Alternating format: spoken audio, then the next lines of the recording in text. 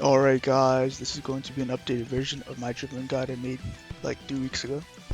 So let's start with the don'ts. Obviously if you're CF you do not want to rainbow flick like this. That's a new move, it's so predictable, right? Next thing you guys do not want to do is do these long dribbles like this. Unless the only time you guys should do this is if there's no one in front of you. But I see people doing this even if there's like people in front of them, so it's a very bad mistake to make.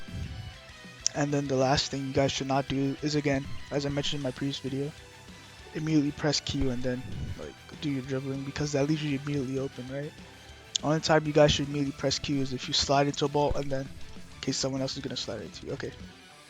Now that we got those out the way, the first move you guys should learn is spam dribbling, right? Actually, before that, my bad. You guys need to enable camera toggle, because the advantage camera toggle gives you compared to shift lock is crazy. I mean, it's not crazy, but it's definitely an advantage, because in shift lock, if I turn around, see my character's moving, right? But if I go to camera toggle, by the way, to activate camera toggle, you gotta right click. Like, I could do this and see behind me while dribbling. So while doing this, right? This is very good because it gives you more surroundings, and in general, camera toggle makes it easier to control the ball too compared to shift, because you could dribble and turn around like this. So then if someone's in front of me, I could do this, turn around like that very easily, compared to shift lock where I could do this. I mean, I could still do it, but it's not going to be as quick as this. So yeah, first thing you guys do want to learn about dribbling is spam dribbling, right? Very basic.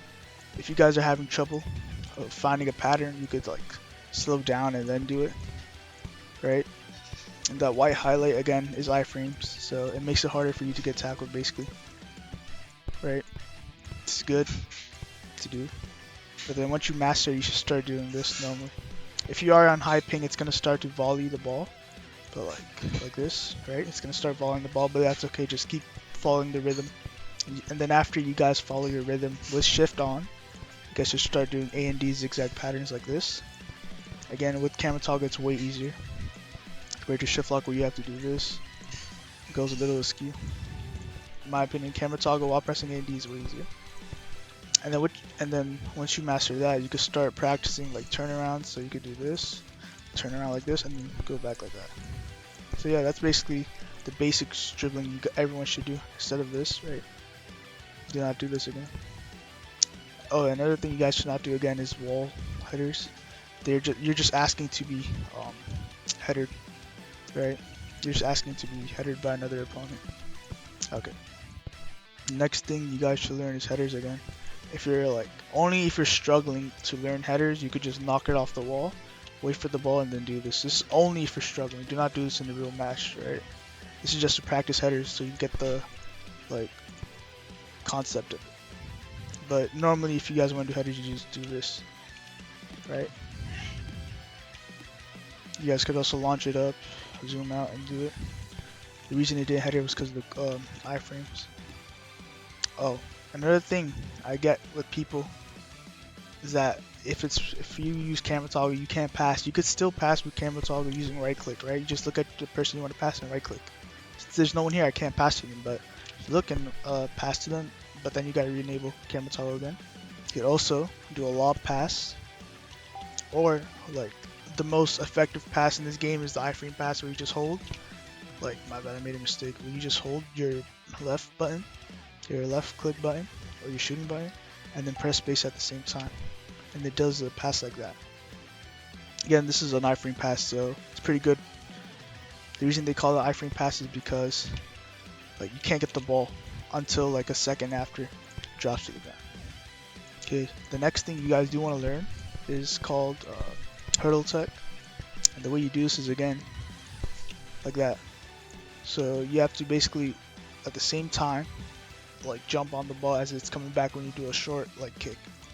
So like this. No, you guys do not want to do this. You guys do not want to header, and you guys do not want to rainbow flick. So hold on, I'm trying to do a rainbow flick like this. You guys do not want to do it. You guys just want to do this, right? Pretty easy to do once you master it. You guys could also look closely until the ball becomes blue. And the reason why you guys want to do this is because This makes it easy to go over your opponents, especially as CF, right? So you could do this and then do this, right? Do a short one, and then someone's following you, do it again, do this. Someone's on this way, do that. Do another one. You do a full 360 one like that. My bad, I made a mistake. Full you do a full 360 one. Oh, keep messing up. Full 360 one like that, like this, and yeah. You could also mix it up by doing this and then launching it in the air, then doing headers, right? Now that we got that hurdle tech out the way, which is also good for Shido and other styles that require you to have height. I mean, this is mainly good for Shido as well. If you do it with drag and drive, you could just do this and then press C. The next thing you guys want to do is overhead like flick. The way you do that is basically press S when there's people behind you. Just flick over your head, right? I did it bad that time, but you want to flick over your head like this direction, right? You want it to go over your head a little bit so you could like catch up to the ball. So you could do it straight up like this, or you could do the better version, which is just doing this, right? Which doesn't require much power, so like that. The reason why this is good is because it helps you fend off multiple opponents in the game. So like with some time, I'll just do this and then go for it. But you do have to be aware of your surroundings, right? So you could do this, and then get the ball again, then keep doing hurdles. Then do some headers along with them. And the other thing you guys could do is the front version of this, which basically fools people into thinking you're going back, but you're not. So like you do this and then do that. And the ball goes along the way you're going, which is better than the backwards version. So like this. Alright, you guys just gotta keep practicing that. And then so it goes over your head like that. So WASD, look up. WSD, look up. And flick. Or click, whatever. Alright. So that's the front version. And yeah, so that's basically how you dribble. A quick recap would be little kicks like this. Right? Get the iframes in. It's like very easy. And then you got the headers, basic headers, everyone could do this, right? And you got the flick headers. Right? And then you got the hurdle tech, which is pretty advanced for some people. Do it consistent like this, but it's still one of the best techs to learn. This is the tech. If I were to keep one tech in this game, it would be this, right?